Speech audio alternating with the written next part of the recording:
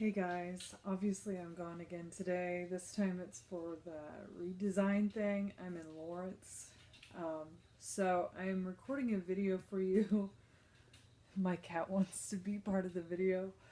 I'm recording a video for you because I want to go over annotations and the process that I want you to think about as you read.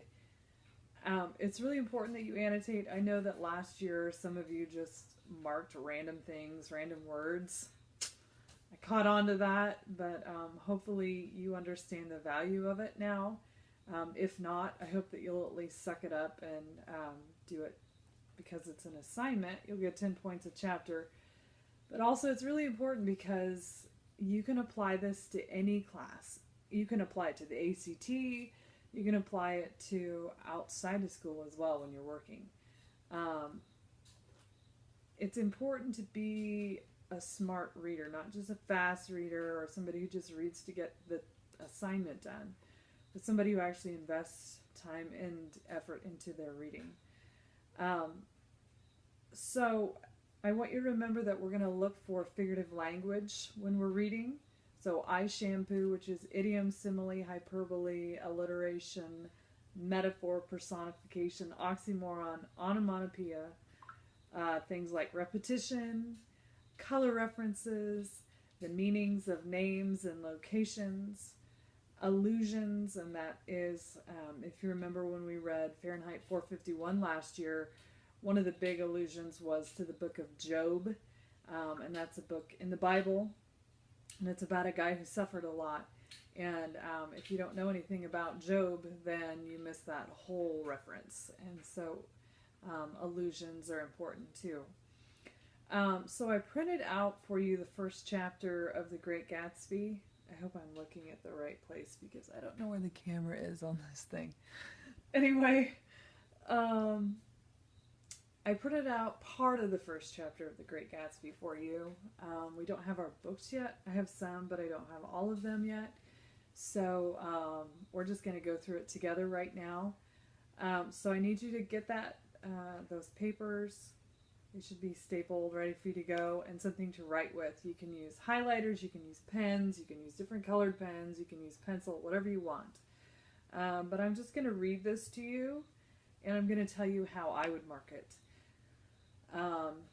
I don't expect your annotations to be exactly like mine. My annotations would probably be different every time that I would do it. But I at least want you to get an idea of what I'm looking for.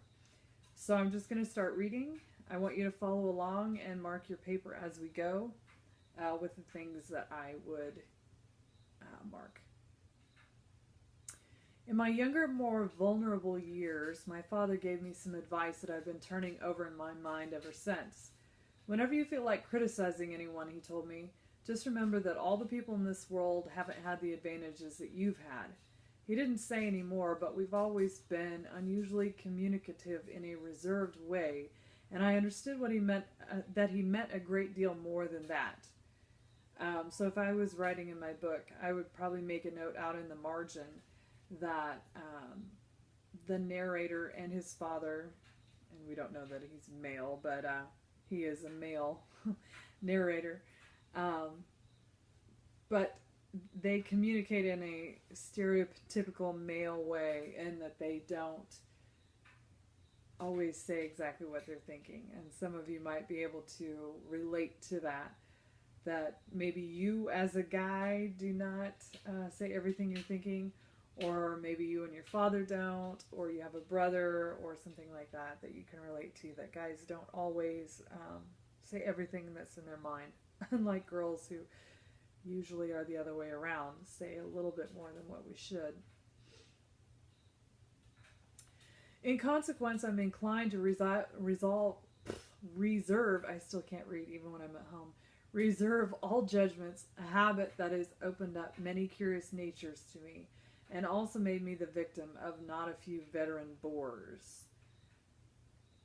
And here I would probably circle veteran bores because I don't know what he's talking about at this point.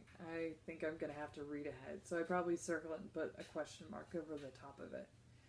The abnormal mind is quick to detect and attach itself to this quality when it appears in a normal person, and so it came about that in college I was unjustly accused of being a politician because I was privy to the secret griefs of wild, unknown men.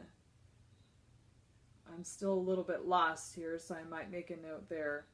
Most of the confidences were unsought frequently. I had feigned sleep, preoccupation, or a hostile levity when I realized by some unmistakable sign that an intimate revelation was quivering on the horizon.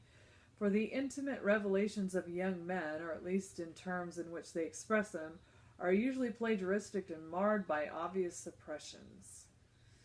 Okay, so if at this point you're finding any words that you are not sure of, you should circle them, and you should take the time to look them up. Because if you just gloss over words that you don't know what they are, then you lose meaning. And also, this is a good way to learn new vocabulary, is to look it up and know what it means. To feign sleep is to fake sleep. Preoccupation is to seem busy. Hostile levity is like he doesn't care. Basically what he's saying is, for some reason, people tend to think that he's the guy to go to with their problems, and he is not comfortable with that. Reserving judgments is a matter of infinite hope. I'm still a little afraid of missing something if I forget that, as my father snobbishly suggested, and I snobbishly repeat, a sense of the fundamental decencies is parceled out unequally at birth. So he's saying he, for some reason, has been chosen to be this person, and it's not quite fair that everybody wants to talk to him about their problems.